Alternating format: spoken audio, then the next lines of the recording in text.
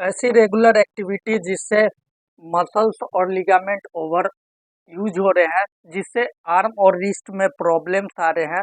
ऐसे regular activity से आप लोग को एक प्रॉब्लम होता है जिसको हम लोग टेनिस एल्बो कहते हैं, जो कि क्या होता है, एक तरह का लैटरल इपिकॉन्डाइलाइटिस होता है, जो कि किसी भी रेगुलर एक्टिविटी से हो जाता है। जैसे एक एग्जाम्पल इस तरह से हैमर लगातार चलाना, या कीबोर्ड पर किसी तरह का काम करना, टेबल वर्क, या कोई भी भारी वजन को अचानक से इस तरह से लिफ्ट करना, जिससे क्या होता है, यहाँ के मसल्स और लिगामेंट टॉर्न हो जाते हैं ओवर यूज होने के कारण। तो इस कंडीशन को हम लोग क्या बोलते हैं, लैटरल इपिकॉन्डाइलाइटिस या टेनिस एल्बो बोलते हैं, जो कि एक तरह का स्पोर्ट्स इंजरी है, जहाँ पर अगर कोई स्पोर्ट्स पर्सन टेनिस को रैकेट को सपोज कीजिए इस तरह से इरेगुलर पैटर्न में मूव करता है, तो इसके कारण ये इरेगुलर पैटर्न में मूवमेंट होने के कारण, या इस तरह का मूवमेंट होने के कारण क्या हो सकता है, मसल्स या लिगामेंट ओवर यूज हो जाने के कारण इंजरी होते हैं। तो इस केस को हम लोग टेनिस एल्बो बोलते हैं। तो जानते हैं इसके बारे में डिटेल से, और इसका फिजियोथेरेपी मैनेजमेंट क्या है इसको समझते हैं। Hello everybody, welcome back to Physio Field Academy. आज हम लोग बात करेंगे टेनिस एल्बो के कारण, उसके टेनिस एल्बो का होने का कारण क्या होता है और उसका क्या ट्रीटमेंट कर सकते हैं, इसके बारे में आज हम लोग जानेंगे। तो सबसे पहले ये जानते हैं कि टेनिस एल्बो क्या होता है। तो टेनिस एल्बो, जो कि लैटरल इपिकॉन्डाइलाइटिस भी इसको बोलते हैं, ये होने का कारण ये होता है कि अगर किसी भी वर्क के कारण आर्म और रिस्ट में पेन हो गया, जो कि मसल्स पे हेवी लोड होने के कारण हो जाता है, मसल्स और लिगामेंट के टॉर्न होने के कारण हो जाता है।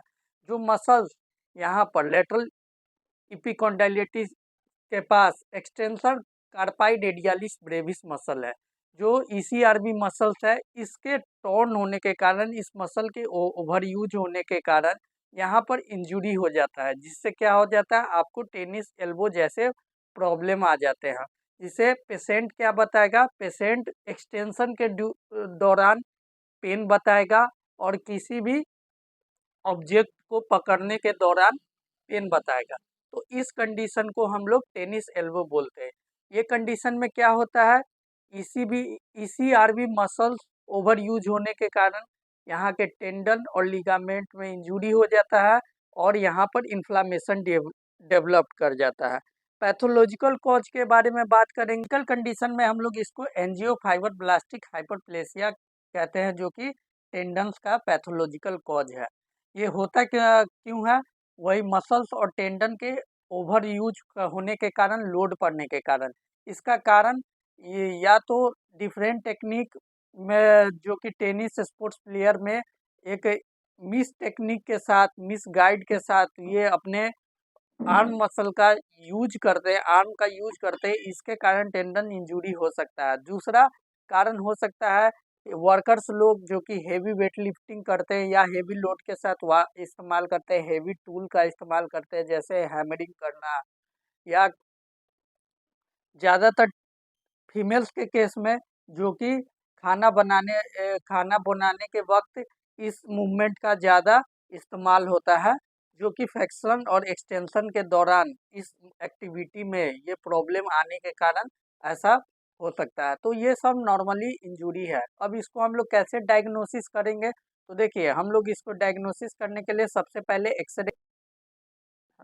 एक्सरे कराएंगे। एक्सरे कराने के बाद हम लोग को वहाँ पर कैल्सिफिकेशन दिख सकता है। उसके बाद हम लोग ट्रीटमेंट स्टार्ट करेंगे। ट्रीटमेंट स्टार्ट करने के लिए सबसे पहले हम लोग ड्रग थेरेपी, जो कि non एस्टेरॉयडल anti inflammatory drugs they सकते हैं। उसके बाद हम लोग फिजिकल थेरेपी कर सकते हैं। फिजिकल थेरेपी में हम लोग इसेंट्रिक एक्सरसाइज करा सकते हैं, नर्व का मोबिलाइजेशन करा सकते हैं। उसके बाद हम लोग ब्रेसिंग कर सकते हैं, और देन आफ्टर सर्जिकल प्रोसीड्यूर कर सकते हैं।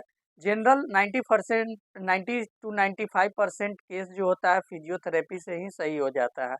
कुछ केस में हम लोग को सर्जिकल प्रोसीड्यूर में जाना पड़ता है, क्योंकि वहाँ पर ऐसे कंडीशंस में रेडियल टनल सिंड्रोम होने के चांस बनते हैं, जो कि इसका डिफरेंशियल डायग्नोसिस है। अगर पेशेंट को रेडियल टनल सिंड्रोम हो रहा है, तब टेनिस एल्बो को फिजियोथेरेपी से करेक्ट नहीं किया जा सकता पूरी तरह से। उसके बाद हम लोग को सर्जिकल मैनेजमेंट करना पड़ता है, जिसमें सर्जिकल मैनेजमेंट में क्या करते हैं हम लोग, एक्सटर्नल कार्पाई रेडियलिस ब्रेविस मसल्स है, उसके ओरिजिन को रिलीज करते हैं।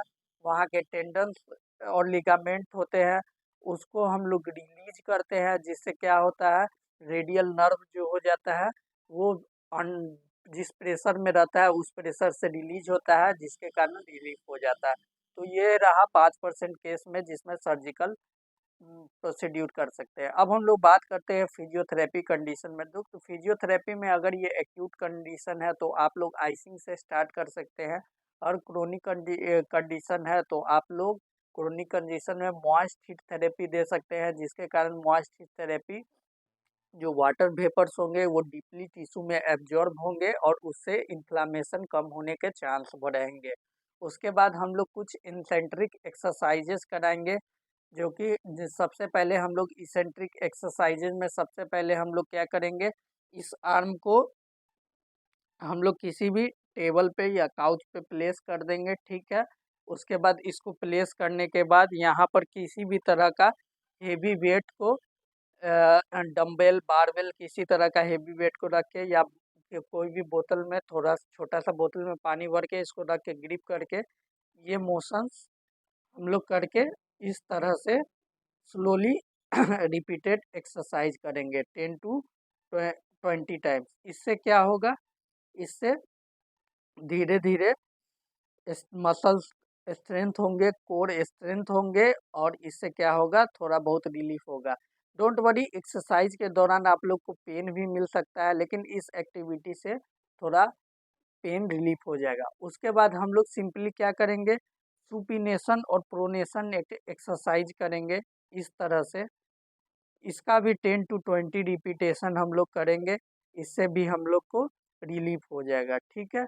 उसके बाद हम लोग यहाँ पर क्या कर सकते हैं, ब्रेसिंग कर सकते हैं, ठीक है। ये हम लोग का ब्रेसिंग करेंगे, जिससे क्या होगा यहाँ पर जो टेंडन है, यहाँ पर लिगामेंट है जो कि टॉर्न हुआ है, वो ब्रेसिंग होने से उसको सपोर्ट मिलेगा, इससे इन्फ्लामेशन रिड्यूस होगा, स्वेलिंग भी कम होगा और रिलीफ मिल जाएगा, ठीक है। उसके बाद दो सिंपल एक्सरसाइजेज बताऊंगा, जिससे टेनिस एल्बो आपकी फिक्स हो जाएगी, पेन कम हो जाएगा।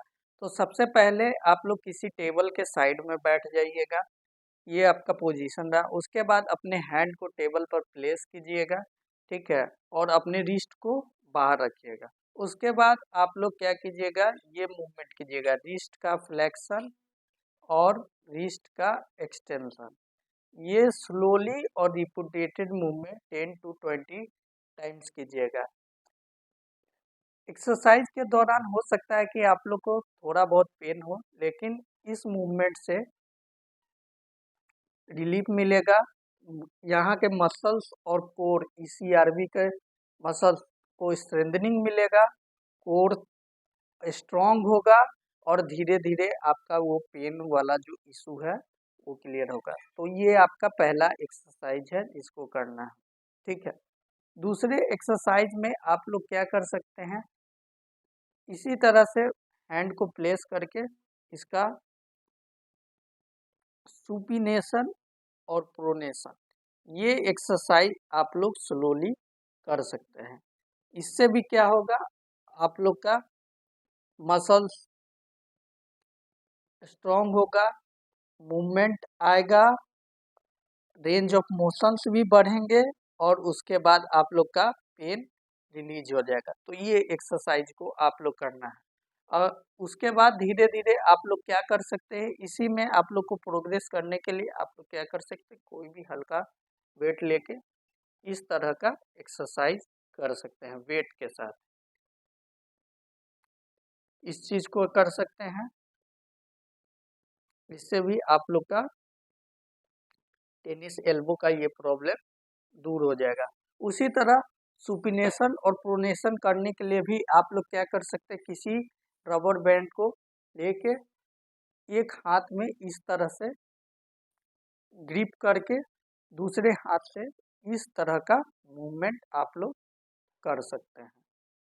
इस तरह का मूवमेंट से भी आप लोग का ये तो ये सिंपल एक्सरसाइजेज है, आप लोग को करना है। और आप लोग यहाँ पर सपोर्ट के लिए ब्रेसिंग भी कर सकते हैं। उसके बाद हम लोग फिजियोथेरेपी में किसी भी क्लिनिक पे विजिट कीजिए, वहाँ पर सलाह लीजिए, वहाँ पर इलेक्ट्रोथेरेपी जैसे भी इक्विपमेंट्स है जिससे आप लोग का प्रॉपर इलाज हो जाएगा। Thank you for watching.